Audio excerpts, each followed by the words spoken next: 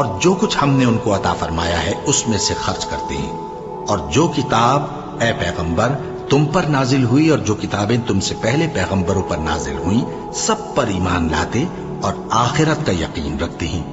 یہی لوگ اپنے پروردگار کی طرف سے آئی ہوئی ہدایت پر ہیں اور یہی لوگ کامیاب ہیں۔ جو لوگ کافر ہیں انہیں تم نصیحت کرو یا نہ کرو ان کے لیے برابر ہے، وہ ایمان نہیں لانے کے۔ اللہ نے ان کے دلوں اور کانوں پر مہر لگا رکھی ہے اور ان کی آنکھوں پر پردہ پڑا ہوا ہے اور ان کے لیے بڑا عذاب تیار ہے۔ اور بعض لوگ ایسے ہیں جو کہتے ہیں کہ ہم اللہ پر اور روز آخر پر ایمان رکھتے ہیں، حالانکہ وہ ایمان نہیں رکھتے۔ یہ اپنے خیال میں اللہ کو اور مومنوں کو دھوکہ دیتے ہیں، مگر حقیقت میں اپنے سوا کسی کو دھوکہ نہیں دیتے اور اس سے بے خبر ہیں۔